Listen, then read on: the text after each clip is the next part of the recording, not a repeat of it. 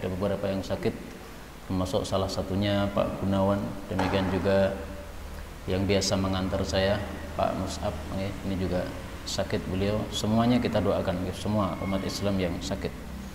Allahumma salli wa sallim wa barik ala Muhammad wa ala ali Muhammad. Allahumma shfi mardal muslimin ajma'in. Allahumma inna nas'aluka bismikal a'zam an tashfiya mardal muslimin. Nas'alullah al-azim rabbal arshil azim ay yashfiyah. Nas'alullah al-azim rabbal arshil azim ay yashfiyahum. Nas'alullah al-azim rabbal arshil azim ay yashfiyahum. Nas'alullah al-azim rabbal arshil azim ay yashfiyahum. Nas'alullah al-azim rabbal arshil azim ay yashfiyahum. Nas'alullah al-azim rabbal arshil azim ay yashfiyahum. Nas'alullah al-azim rabbal arshil azim ay yashfiyahum.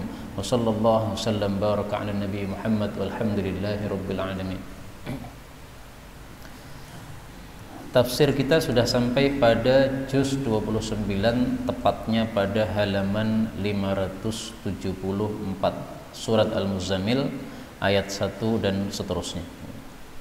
A'udzu billahi as-sami'il 'alim minasy syaithanir rajim min hamzihi wa nafthihi wa nafthihi. Bismillahirrahmanirrahim. Ya ayyuhal muzammil qumil laila illa qalila nisfahu aw unqus minhu qalila aw zid 'alayhi warattilil qur'ana tartila. Inna sanulqi 'alayka qawlan thaqila. Inna nashiyatal layli hiya ashaddu wata'an wa aqwamu qila. Inna nashiyatal layli hiya ashaddu wita'an wa aqwamu qila. Inna laka fin nahari sabhan tawila. Wadhkur isma rabbika wa tabattal ilayhi tabtila. Rabbil masyriqi wal maghribi la ilaha illa huwa fattakhilhu wakila. Wasbir ala ma yaquluna wahjurhum hajran jamila. Wadharni wal mukadzibina ulin na'mati wa mahhilhum qalila. Inna ladayna ankalan wa jahima wa ta'aman dha ghussatin wa 'adaban alima. Yawma tarjuful ardu wal jibalu wa kanatil jibalu kathiban mahila. Inna arsalna ilaykum rasulan shahidan alaykum kama arsalna ila fir'auna rasula fa'asa fir'aunu ar-rasula fa'akhadnahu akhdan wabila. فكيف تتقون إن كفرتم يوما يجعل الولدان شيبا. السماء منفطر به كان وعده مفعولا. إن هذه تذكرة فمن شاء اتخذ إلى ربه سبيلا. Alhamdulillah Rabbil Alamin. Allahumma arhamna bil Qur'ani amin. Ini surat Al-Muzammil ayat 1 sampai 19. Pada ayat-ayat yang kita baca ini ada beberapa kata bisa dibaca dua bacaan. Awinqus boleh juga dibaca awungqus, wawunya di dhammah. Al-Quran boleh dibaca Al-Quran sebagaimana qiraah Ibnu Katsir, ya sudah sering kita jelaskan ini. Kemudian nasyiata boleh dibaca nasyiyata pakai ya. Wata'an boleh dibaca wita'a, dan ini perubahan yang paling berbeda.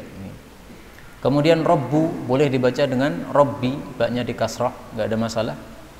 Semua ini adalah qiraah-qiraah yang mutawatirah yang sumbernya dari Sayyiduna Rasulullah sallallahu alaihi wasallam. Adapun tafsirnya secara ringkas, Allah Subhanahu wa taala mengatakan pada surah Al-Muzammil, ya ayyuha, wahai al-muzammilu, orang yang berselimut, maksudnya tidur berselimut. Qum, bangunlah, al-laila, di waktu malam, illa, kecuali qalilan, sedikit. Sedikitnya seberapa? Nisfahu, separuhnya malam. Awungqus minhu, atau kurangi dari separuh tadi. Qalila, kurangi sedikit. Auzid alaihi, atau tambahlah atas separuh tadi, lebih dari separuh. Warattil, dan tartilkanlah Al-Quran, Al-Quran ini tartila, dengan sebenar-benar tartil. Kaum muslimin rahimani wa rahimakumullah, ayat ini ayat yang memerintahkan untuk salat tahajud. Perintah, bangunlah al-laila, di waktu malam. Bangun untuk apa? Untuk minum kopi? Bukan, untuk salat tahajud. Maka para ulama mengatakan ini dalil bahwa salat tahajud hukumnya wajib. Loh, salat tahajud kan sunnah, yang wajib kan 5 waktu. Nah, sebentar. Ini turun waktu itu Allah mewajibkan. Tetapi kemudian kewajibannya dihapus oleh Allah Subhanahu wa taala dengan turunnya ayat yang terakhir. Kita tadi baru membaca sampai ayat 19, setelahnya masih ada ayat 20. Nah, ayat 20 itu dalil bahwasanya tahajud sudah tidak wajib lagi. Antara ayat pertama dengan ayat terakhir jaraknya turunnya itu adalah 12 bulan alias 1 tahun. Jadi setelah turun ya ayyuhal muzammil, ini wajib tahajud bagi umat Islam. Tapi kewajibannya hanya setahun saja. Setelah itu Allah menurunkan ayat terakhir. Allah mengatakan, saya tahu kalian itu tidak bisa menjaga perintah ini. Saya tahu kalian itu tidak mampu untuk tahajud setiap malam kayak begitu. Nah, maka akhirnya tahajud tidak diwajibkan lagi oleh Allah Subhanahu wa taala. Kecuali untuk Sayyiduna Rasulullah sallallahu alaihi wasallam. Untuk Rasulullah tahajud masih wajib. Maka ini hukum khusus bagi Rasul sallallahu alaihi wasallam. Maka Rasulullah itu punya 4 perbedaan dengan kita. 4 kekhususan untuk Nabi. Pertama, kekhususan dari sisi perintah-perintah. Contohnya ini, perintah wajib tahajud sementara kita sunnah tahajud. Yang kedua, kekhususan dari sisi larangan-larangan. Nabi dilarang begini, dilarang begitu, sementara kita boleh. Yang ketiga, kekhususan dari sisi kebolehan. Nabi boleh ini, boleh itu. Misalnya boleh nikah sampai 9 istri dalam satu waktu, kalau kita hanya maksimal 4 istri. Kemudian yang keempat adalah keistimewaan fadilah yang diberikan khusus kepada beliau. Misalnya beliau punya kekuatan tenaganya ini seperti tenaga 30 orang. Nah, ini khusus bagi beliau. Kalau kita tenaganya berapa? Ya 1 orang 1 tenaga. Tapi Rasulullah SAW dikasih oleh Allah kekuatan 30 orang. Makanya beliau sangat kuat sekali. Pernah beliau itu memukul batu yang semua sahabat tidak bisa meremukkannya, maka dengan 3 kali pukul saja sudah remuk, hancur total batu tersebut. Subhanallah. Allah mengatakan ya ayyuhal muzammil, wahai orang yang berselimut. Kenapa Nabi Muhammad disebut al-muzammil, orang yang berselimut? Nah, ini ada ceritanya. Rasul sallallahu alaihi wasallam pertama kali ketemu dengan Jibril itu beliau sangat ketakutan. Karena ketakutan akhirnya pulang ke rumah, kemudian minta dikasih selimut oleh istrinya Khadijah radhiyallahu anha. Nah, maka turun ayat ya ayyuhal muddatsir, wahai orang yang selimut. Demikian juga ini ya ayyuhal muzammil, wahai orang yang berselimut. Nah, maka ini meskipun asalnya turunnya kepada Rasul sallallahu alaihi wasallam, tetapi hukum yang ada pada ayat ini berlaku juga untuk umat beliau. Maka perintah qiyamul lail ini, qumil laila, ini juga berlaku untuk kita meskipun kita tidak wajib, sementara Rasul wajib qiyamul lail.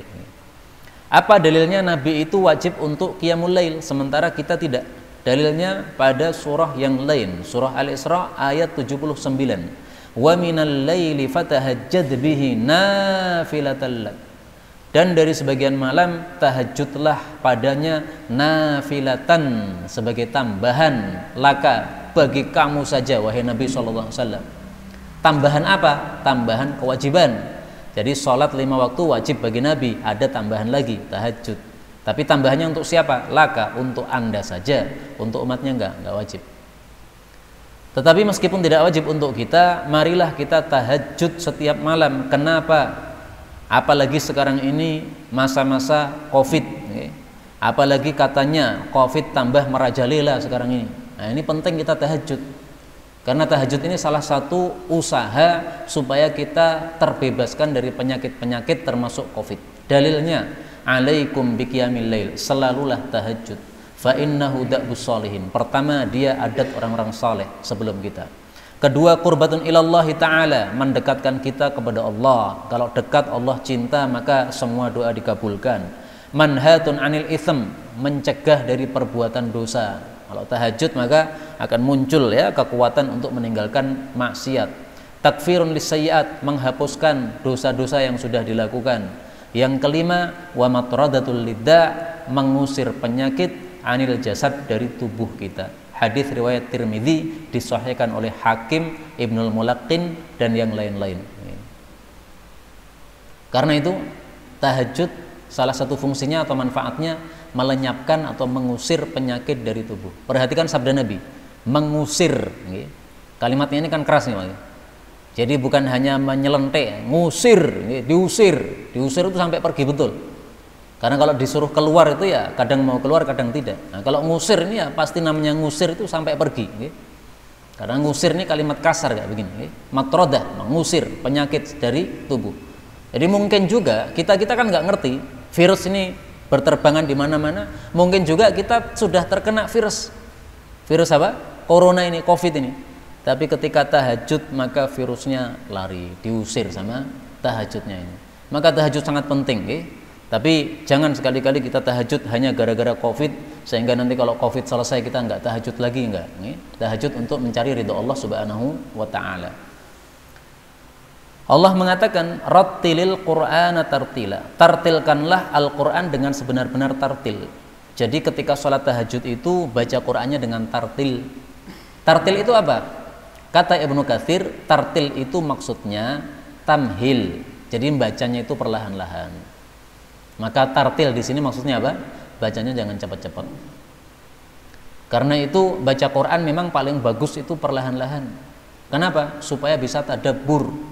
Jadi tujuan diturunkannya Quran ini lihat dabbaru, supaya ditadaburi. Nah, supaya bisa tadabbur gimana? Disuruh tartil. Maka istilah tartil yang dimaksudkan dalam ayat ini berbeda dengan istilah tartil yang ada pada kitab-kitab tajwid. Kalau dalam kitab tajwid itu biasanya disebutkan definisi dari Sayyidina Ali. Ali mengatakan apa? At-tartil tajwidul huruf wa ma'rifatul wuquf. Yang dimaksud tartil adalah hurufnya diperbagus, makhrajnya yang baik, bacanya, dan mengetahui kapan waqaf, kapan tidak. Waqafnya harus pas.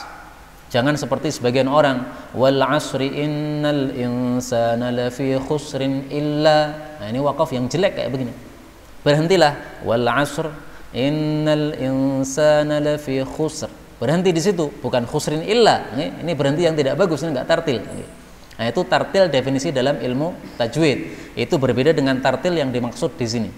Maka tartil istilah Quran berbeda dengan tartil istilah ilmu tajwid. Nah, kalau tartil istilah ilmu tajwid itu bisa mencakup 3 macam bacaan. Bacaan yang tahqiq, yang perlahan-lahan betul, bacaan yang tawassut, yang tengah-tengah, atau bacaan yang hadir, yang cepat. Nah, itu semuanya tartil. Kalau apa? Membacanya dengan makhraj yang baik dan dengan mengetahui waqaf-waqaf yang benar. Tapi yang dimaksud di sini sebagaimana kata Ibnu Katsir ya, rattil itu maksudnya bacalah Quran dengan perlahan-lahan. Allah mengatakan inna sesungguhnya kami Allah sanulqi kami akan melemparkan, maksudnya memberikan alaika kepada engkau qaulan perkataan tsaqila yang berat. Yang dimaksud perkataan yang berat ini maksudnya adalah Al-Qur'an atau wahyu. Kenapa Al-Qur'an disebut perkataan yang berat? Faktanya memang berat. Rasulullah Shallallahu Alaihi Wasallam kalau sedang mendapatkan wahyu, maka tubuh beliau ini jadi bobotnya tambah, jadi tambah berat. Kalau beliau sedang naik onta, kemudian beliau mendapatkan wahyu, ontanya ini hampir remuk tubuhnya, punggungnya. Kenapa? Saking beratnya menahan tubuh Rasulullah Shallallahu Alaihi Wasallam. Nabi pernah berada di atas paha seseorang, ya mungkin senden begitu. Nah, pas kondisi begitu tiba-tiba wahyu turun. Maka sahabat Nabi yang pahanya ditiduri Nabi tadi mengatakan, perasaan saya paha saya mau remuk rasanya. Saking beratnya Rasulullah Sallallahu Alaihi Wasallam. Kondisi sedang dingin, musim dingin. Tapi kalau turun wahyu, saking beratnya itu Nabi bercucur keringatnya. Ini saking beratnya wahyu. Nah, Nabi ditanya, ya Rasulullah, bagaimana wahyu datang kepada anda? Beliau mengatakan bermacam-macam. Kadang begini, kadang begitu. Tapi yang paling dahsyat kata Nabi, kalau wahyu itu datang seperti lonceng, bunyi lonceng yang sangat keras, tueng, tueng, tueng. Jangan dulu lonceng dari besi, besi dipukulkan pada besi, suaranya kita ngerti sendiri. Kalau dipukulkan di depan telinga kita, susah untuk apa? Bisa menerima apa beratnya suara pukulan lonceng tersebut. Nah, itu yang paling berat menurut Rasulullah sallallahu alaihi wasallam. Maka disebut thaqil. Para ulama mengatakan sebagaimana Quran ini berat ketika di dunia, maka Quran ini juga akan berat nanti di akhirat. Karena itu, siapa yang pengen nanti di akhirat timbangan amalnya berat, hendaklah selalu setiap hari membaca Al-Quran. Jangan baca Quran hanya sepekan sekali, itu nggak benar. Baca Quran itu yang benar setiap hari.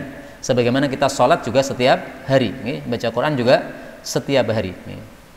Allah Subhanahu Wa Taala mengatakan, fa amma man thaqulat mawazinuhu fahuwa fi 'ishatir radiyah. Barang siapa yang berat timbangan amal baiknya, maka merekalah faulaika humul muflihun. Pada surat Al-A'raf ayat 8, pada surat Al-Qari'ah ayat 6, fahuwa fi 'ishatir radiyah. Dia berada dalam kehidupan yang memuaskan. Nah, siapa yang ingin puas di akhirat, hendaklah memperberat catatan amalnya, timbangan amalnya dengan memperbanyak Al-Quran, membaca Al-Quran. Allah mengatakan, inna sesungguhnya nasyiatal laili, waktu malam, hiya dia itu asyaddu, lebih dahsyat, wita'an, persesuaian, wa aqwamu, dan lebih lurus, qila, perkataannya. Maksudnya apa? Maksudnya membaca Al-Quran pada malam hari itu lebih sesuai antara ucapan kita dengan hati kita. Itu yang dimaksud asyaddu wita'an. Maksudnya lebih fokus, lebih bisa khusyuk, sehingga kalau mulut kita membaca, hati kita bisa merenungi. Tapi kalau membaca siang hari, apalagi pas ada masalah, mulut kita membaca tapi hatinya terbang kemana-mana, mikirnya kemana-mana. Kalau malam hari fokus, sedang tidak ada suara, tidak ada kebisingan, maka kita membaca ini sesuai antara mulut membaca dengan hati merenungkan. Karena itu kita disuruh untuk tahajud supaya kita bisa lebih merenungkan bacaan Al-Quran. Makanya Allah mengatakan wa aqwamu qila, ucapannya lebih lurus. Kalau kita ngomong, ucapannya ini lebih lurus, lebih bisa ditadaburi, lebih bisa masuk ke dalam hati. Allah mengatakan, inna sesungguhnya laka, bagi kamu wahai Nabi, fin nahari, di siang hari, sabhan, ada pekerjaan tawila, yang panjang. Maksudnya engkau siang hari sudah banyak bekerja untuk menyelesaikan hajat-hajatmu.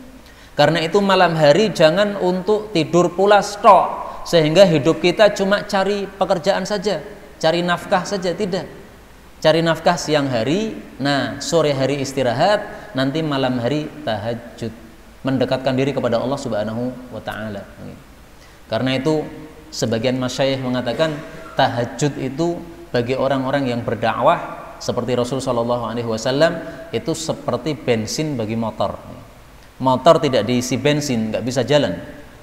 Dai juga begitu, nggak punya tahajud, nanti pasti akan berhenti dalam dakwahnya, nggak akan lanjut.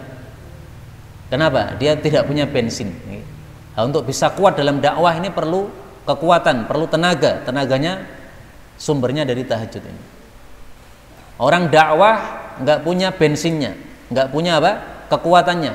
Nanti dicemooh sedikit atau dituduh sedikit, berhenti dakwah, nggak lanjut lagi. Akhirnya dia tidak melanjutkan apa yang semestinya dia lanjutkan, dakwah kepada Allah Subhanahu wa Ta'ala. Nah, supaya kita kuat dalam dakwah kita, hendaklah kita punya tahajud. Nah, maka ayat 7 ini semakna dengan ayat yang lain, yaitu Allah Subhanahu wa Ta'ala ketika mengatakan fa idza faraghta fansab. Surat apa? Al-Insyirah atau Asy-Syarah ayat 7. Fa idza faraghta, kalau kamu sudah selesai, fansab, maka tegaklah. Maksudnya apa? Kalau sudah selesai dari aktivitas dunia, maka tegaklah ibadah kepada Allah Subhanahu wa Ta'ala.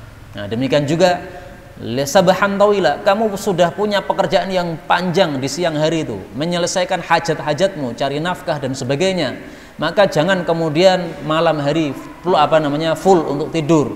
Ini berarti nggak ada hubungan dekatnya kepada Allah sama sekali. Ini sesuatu yang hampa untuk kehidupan orang muslim. Orang muslim jangan hanya mikir duit saja, tapi hendaklah juga mikir nasibnya nanti di akhirat. Bahkan itu yang paling inti, nasib di akhirat itu adalah inti kehidupan manusia. Karena di dunia hanya sementara.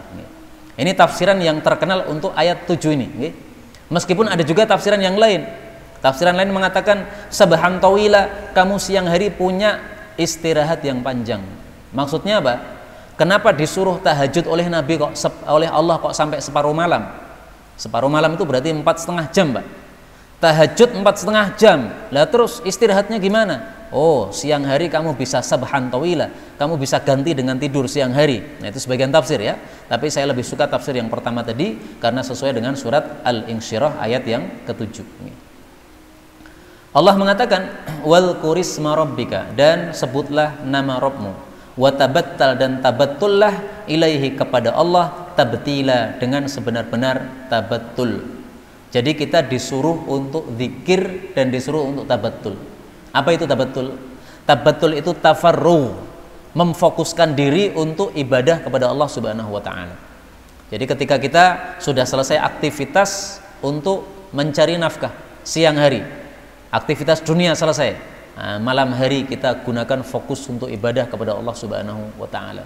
Jangan sampai 24 jam mikirin duit terus, nih. Pagi duit, siang duit, sore duit, malam sebelum tidur duit, bangun tidur langsung ambil HP, duit meneh. Enggak kayak begitu kehidupan orang muslim.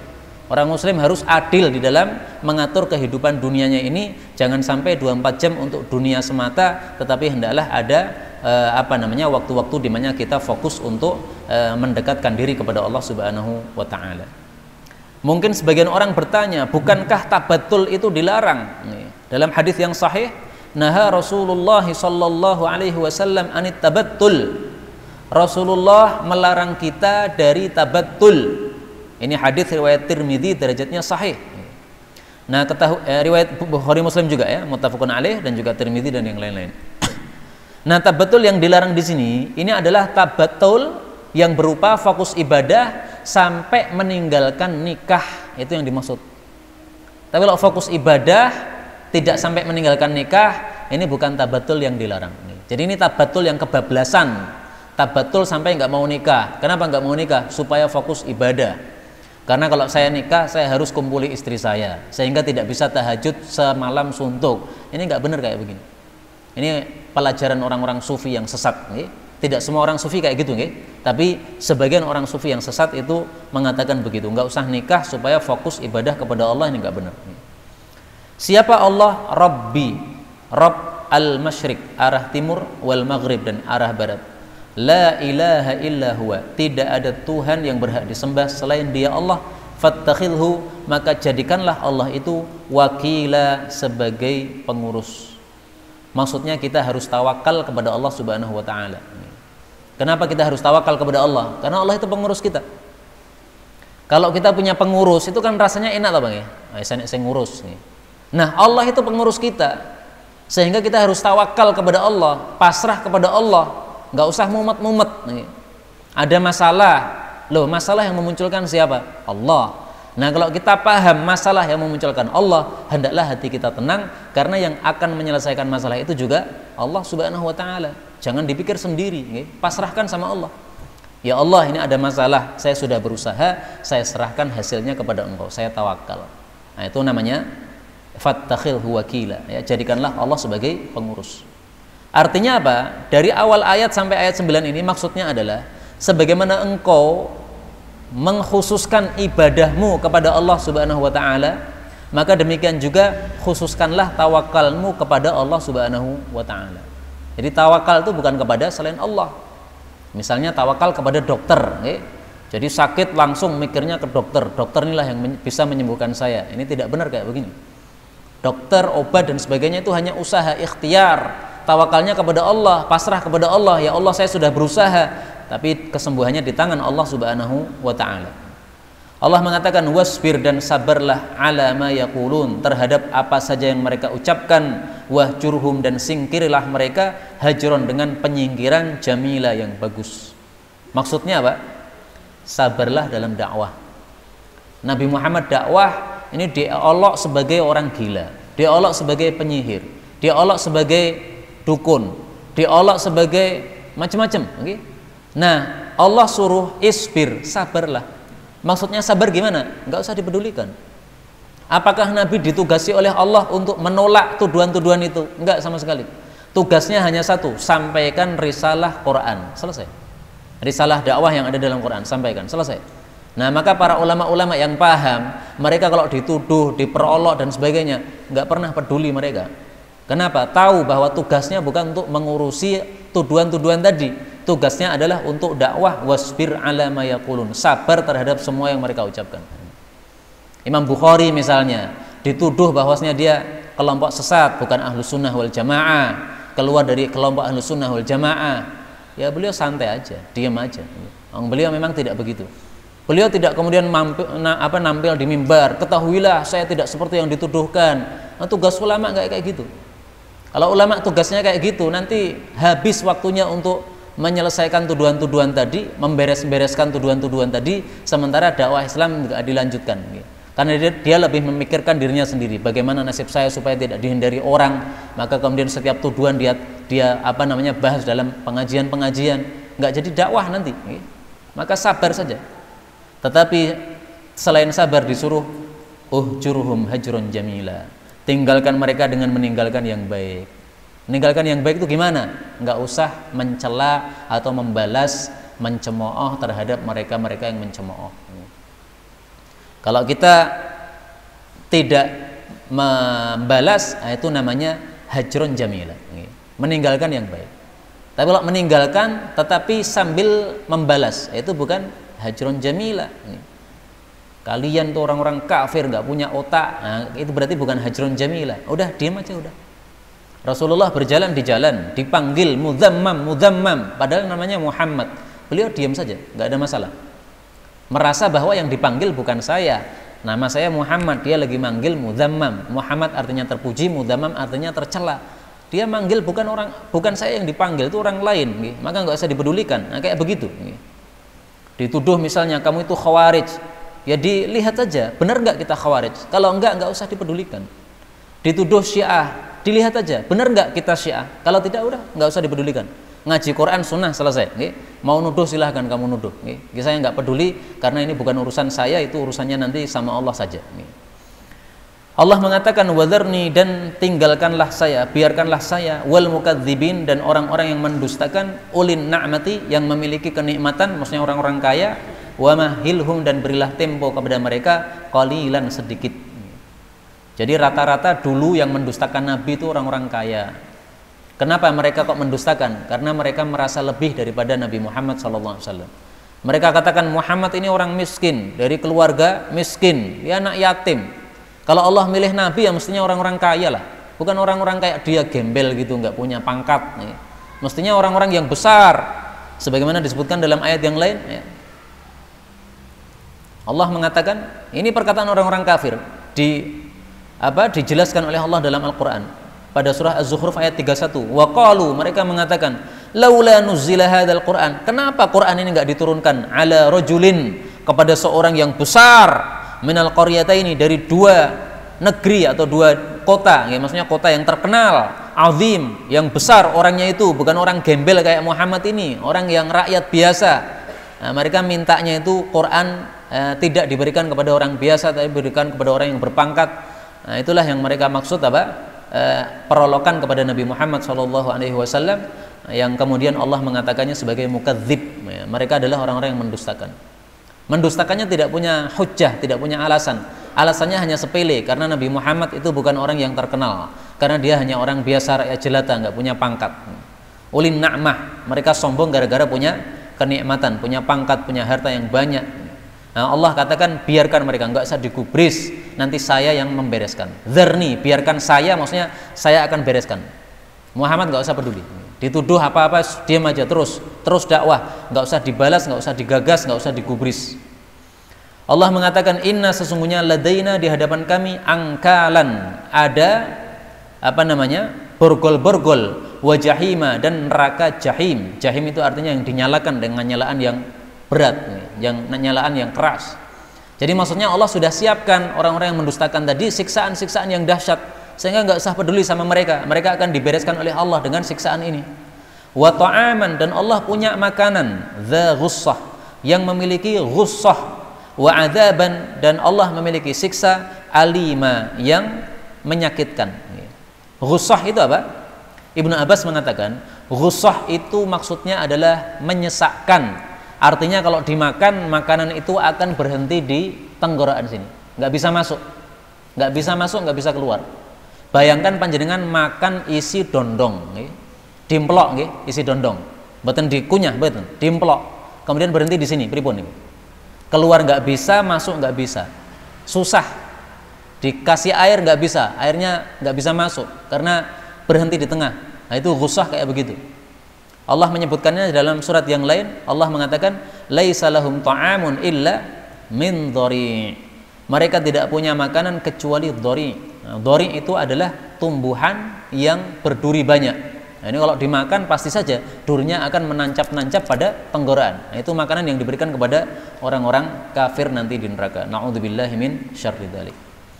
Kapan terjadinya itu? Allah katakan yauma, pada hari tarjuful ardu, guncang bumi itu, wal jibalu, dan gunung-gunung, wa kanatil jibalu, dan adalah gunung-gunung itu kathiban, menjadi tumpuan pasir, mahila, yang dihancurkan oleh Allah atau dihamburkan oleh Allah Subhanahu wa taala. Jadi maksudnya itu nanti akan terjadi pada hari kiamat. Siksaan-siksaan itu tidak terjadi sekarang di dunia karena Allah Maha Rahmat, sehingga Allah kasih tempo orang-orang kafir barangkali sebelum mati mau tobat. Tidak seperti zaman dulu. Zaman dulu kalau Nabi didustakan, Allah kirim siksa, ludes habis semua orang kafir habis. Nah, untuk umat Nabi Muhammad SAW, karena Nabi Muhammad ini Nabi yang sangat rahmat, maka Allah pun balas dengan rahmat kepada umat beliau. Umat beliau tidak ada yang ditumpas habis, langsung habis, nggak ada. Dikasih kiriman-kiriman hukuman, dikasih COVID biar kembali kepada Allah Subhanahu wa taala, kasih tsunami, kasih gempa kecil dan sebagainya. Tapi kalau yang tarjufu di sini, ini maksudnya adalah gempa besar nanti di hari kiamat. Apa bedanya gempa di hari kiamat dengan gempa sebelum hari kiamat? Gempa sebelum hari kiamat itu sifatnya hanya sebagian tempat. Gempa di Jogja saja. Solo paling dapat sisa-sisanya, tapi nggak sampai parah seperti Jogja. Tapi kalau gempa hari kiamat, ini nanti menyeluruh. Semua tempat dari bumi ini gempa semuanya, goncang semua. Karena itu Allah katakan wa kanatil jibalu katsiban mahila. Gunung yang kokoh yang dari bebatuan itu akan menjadi seperti pasir. Tahu tumpuan pasir nggih? Tumpuan pasir kalau ada goncang pasti remuk. Ada angin keras pasti akan hilang tumpuan pasir tadi. Nah, gunung-gunung akan hilang semuanya nanti pada hari kiamat. Allah mengatakan inna, sesungguhnya kami Allah arsalna, kami telah mengutus ilaikum, kepada kalian, rasulan, seorang rasul yang agung, yaitu Nabi Muhammad sallallahu alaihi wasallam, syahidan alaikum, sebagai saksi atas kalian, yaitu terhadap amal-amal kalian, kama arsalna, sebagaimana kami telah mengutus, ila fir'auna, kepada Fir'aun, rasula, seorang rasul, yaitu Nabi Musa alaihi salatu wassalam. Ini sebagai peringatan sekaligus sebagai untuk menunjukkan kenikmatan. Jadi Allah memberi nikmat kepada kita. Nikmatnya apa? Dikirim rasul. Tujuannya rasul apa? Supaya menyelamatkan kita dari siksa Allah. Karena rasul itu ngerti bagaimana caranya kita keluar dari siksa Allah. Kalau siksa Allah akan datang, nah gimana cara nolaknya supaya tidak datang siksa itu? Yaitu tobat kepada Allah Subhanahu wa taala. Siksanya akan dibatalkan oleh Allah Subhanahu wa taala. Nah, rasul ini dikirimkan rahmat untuk kita. Tapi sekaligus sebagai peringatan di sini. Ingat ya, itu kama arsalna, itu sebagaimana dulu kami utus kepada Fir'aun seorang rasul. Artinya harus diambil pelajaran. Dulu Nabi Musa dikirim kepada Fir'aun. Bagaimana tingkahnya Fir'aun? Akhirnya gimana Fir'aun itu? Dihancurkan oleh Allah. Gara-gara apa? Mendustakan. Nah, maka maksudnya di sini, jangan dustakan Nabi Muhammad SAW. Jangan dustakan Quran. Jangan dustakan hadis-hadis Nabi SAW. Karena kalau kita mendustakan itu sama dengan kita pengen nasib kita seperti Fir'aun, dihancurkan oleh Allah Subhanahu wa taala. Karena itu terus terang sampai hari ini kita tidak rela seandainya masjid ditutup, tidak boleh Jumatan. Nggak bisa ya kayak begitu. Ditutup alasannya apa? Covid. Covid masalah lain, Jumatan masalah lain. Bukan begitu cara solusinya. Pemerintah itu tidak punya hak untuk mengatur-ngatur begitu, kecuali musyawarah dengan ulama. Ulama sudah ijma' sepakat. Pemerintah kalau mau menetapkan suatu masalah dalam hal berkaitan dengan keagamaan ini, maka dia harus musyawarah dulu sama ulama. Haram hukumnya pemerintah menetapkan masalah tanpa musyawarah sama ulama. Musyawarah dulu sama ulama, tidak semena-mena gitu. Pengen nutup masjid disegel, nggak boleh Jumatan. Nah, ini nggak benar kayak begini. Musyawarah dulu sama ulama yang betul-betul ulama, bukan yang hanya ulama-ulamaan yang tidak punya ilmu agama, enggak, yang betul-betul ulama. Allah mengatakan fa'asa, lalu durhaka Fir'aun itu ar-rasula, kepada Rasul itu Nabi Musa alaihi salatu wassalam. Fa'akhalnahu, lalu kami siksa Fir'aun akhdan, dengan siksaan wabila, yang dahsyat. Wabila itu sama dengan syadida. Bagaimana siksaan Allah kepada Fir'aun disebutkan dalam ayat yang lain. Fa'aghraqnahu wa man ma'ahu jami'a, surat Al-Isra ayat 103. Fa'arada ay yastafizzahum minal ard fa'aghraqnahu, maka kami tenggelamkan Fir'aun, wa man ma'ahu, dan siapapun yang bersama dia, yaitu bala tentaranya, jami'a, semuanya.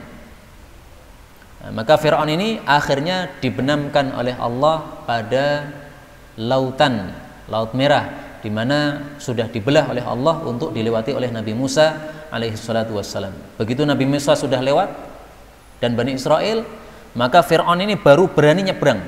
Sebelumnya mereka ragu-ragu. Loh, ini kok Musa bisa lewat nih? Jadi melihat laut terbelah ini mereka kaget nih. Laut terbelah dan airnya menjadi dinding.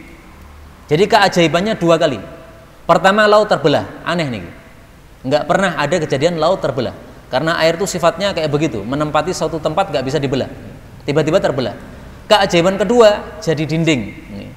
Sehingga orang bisa melewati dengan aman. Karena sudah ada dinding di sampingnya, sehingga tidak akan ada khawatir air masuk ke situ, karena udah jadi dinding. Nah, begitu Fir'aun melihat kayak begitu, kaget, heran, melongo, tapi nggak berani lewat, Pak. Khawatir kalau apa? Airnya balik lagi. Begitu Nabi Musa dan bala tentaranya sudah lewat ke daratan, baru mereka muncul keberanian. Ayo kita ikuti. Nah, mereka ikuti semuanya. Begitu mereka sudah masuk semuanya, baru Allah satukan lagi air tadi. Jadi ini caranya Allah sangat pintar sekali untuk akhalnahu wa man ma'ahu jami'a. Bagaimana caranya semuanya dibenamkan itu gimana? Caranya dibikin dulu takut mereka, sehingga mereka nggak ada yang berani masuk. Begitu Nabi Musa sudah keluar, mereka diberi keberanian oleh Allah, akhirnya masuk. Begitu masuk semua total, baru kemudian dibenamkan oleh Allah Subhanahu wa taala. Maka disuruh kita ambil pelajaran. Kemudian Allah mengatakan fakaifa, maka bagaimana, tattaqun, kalian bisa takut, in kafartum, kalau kalian kafir, bagaimana bisa takut terhadap apa? Terhadap yauman, satu hari, yaj'alul wildana, yang menjadikan anak-anak syiba, jadi beruban. Jadi ini kalimatnya ini asalnya gini. Fakaifa tattaquna yauman, bagaimana kalian bisa takut terhadap hari kiamat, yang hari itu bisa menjadikan anak-anak jadi langsung beruban, kalau kalian itu kafir kepada Allah Subhanahu wa ta'ala. Kalau kafir nggak akan bisa takut, karena takut kepada Allah, takut pada hari kiamat, ini kalau ada dalam hatinya keimanan. Seperti kita ya, iman, percaya besok ada hari kiamat, akhirnya kita kan berhati-hati, tidak berani makan babi. Kenapa? Teringat ada hari kiamat, kita khawatir masuk neraka gara-gara makan babi. Tidak berani zina. Kenapa? Ada hari kiamat, kita takut, khawatir nanti nyemplung neraka gara-gara zina. Tidak berani riba. Kenapa? Khawatir nyemplung neraka gara-gara makan riba. Nah, itu karena ada iman. Tapi kalau kafartum, kalau kafir, mana mungkin bisa takut kepada hari kiamat? Kapan itu hari di mana anak-anak kecil bisa langsung beruban? Uban itu muncul gara-gara mikir sesuatu yang berat, Pak. Nah, ini menunjukkan bahwa ini hari sangat berat. Beratnya apa kok sampai anak kecil bisa langsung beruban? Nah, dijelaskan dalam hadis Nabi Shallallahu Alaihi Wasallam. Rasulullah Shallallahu Alaihi Wasallam menyampaikan bahwasanya nanti Allah Subhanahu Wa Taala akan panggil Nabi Adam Alaihi Wasallam. Kemudian Allah katakan, akhriju ba'tsan nar, keluarkanlah orang-orang yang akan dikirim ke neraka. Fayuqalu, maka ditanya, mingkam, berapa? Yang calon neraka itu berapa dari manusia ini? Fayuqal, maka dijawab, min kulli alfin, dari setiap 1000 manusia, tis'umi'atin wa tis'atun wa tis'un, 999 masuk neraka, yang satunya masuk surga. Kira-kira kita yang masuk neraka atau masuk surga nih? Ngeri juga, Pak. Ngeri juga nih. Maka para sahabat takut semuanya. Ya Rasulullah, siapa kalau begitu di antara kita yang satu orang tadi? Kalau dari 1000 diambil 999, ngeri nih. Maka Rasulullah Shallallahu Alaihi Wasallam menjawab, tenang, karena dari kalian satu tadi, sementara dari Ya'juj Ma'juj 999 tadi. Ya'juj Ma'juj itu kan sangat banyak sekali. Bukti mereka banyak. Kalau mereka melewati suatu danau, mereka rombongan kan datang melewati danau. Nah, danau yang penuh air itu, begitu mereka lewati, minum, akhirnya yang bagian depan menghabiskan air minum, bagian belakang jadi tidak kebagian air minum. Mereka mengatakan, loh, ini kan danau, mestinya ada air, kok jadi kering keruntang, di mana ini? Nah, udah diminum oleh kelompok yang di depan. Nah, itu saking banyaknya apa? Ya'juj Ma'juj. Nggak bisa kita bayangkan banyaknya mereka. Karena itu di akhir zaman ketika Ya'juj Ma'juj datang keluar dari benteng yang dibuat oleh Dzulqarnain itu Nabi Isa oleh Allah tidak disuruh perang Ya'juj Ma'juj. Kenapa? Ra mungkin iso ngalah lagi. Allah katakan kepada Nabi Isa, wahai Nabi Isa, meskipun Nabi Isa sudah berhasil membunuh Dajjal, yang Dajjal itu merusak, memporak-porandakan dunia ini, tapi untuk menghadapi Ya'juj Ma'juj nggak bisa. Nabi Isa disuruh oleh Allah bahwa umat Islam semuanya naik ke gunung, karena Allah akan keluarkan Ya'juj Ma'juj, nggak bisa dihadapi. Akhirnya Nabi Isa naik ke gunung. Ya'juj Ma'juj keluar, menghabiskan segala macam yang ada di muka bumi ini.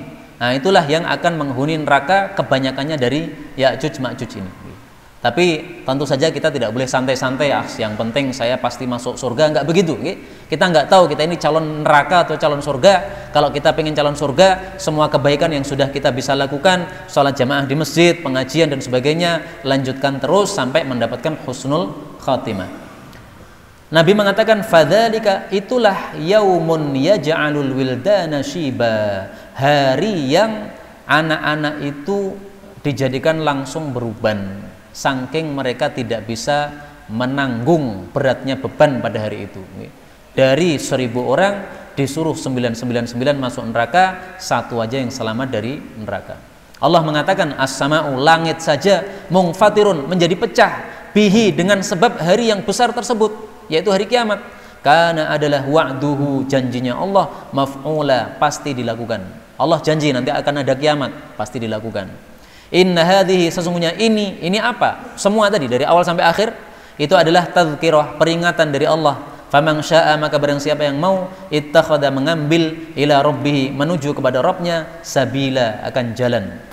Siapa yang mau silahkan iman, itu sama dengan mengambil jalan selamat menuju kepada Allah Subhanahu wa taala. Kalau sudah menuju Allah, sampai kepada Allah, akan dimasukkan dalam jannahnya Allah Subhanahu wa taala. Mudah-mudahan semua kita termasuk orang-orang yang diambil oleh Allah untuk menuju jalannya sampai ke akhiratnya, sampai ke dalam jannahnya. Kita masuk jannah tanpa hisab, tanpa azab. Amin ya rabbal alamin. Wallahu taala alam bissawab. Walhamdulillahi rabbil alamin.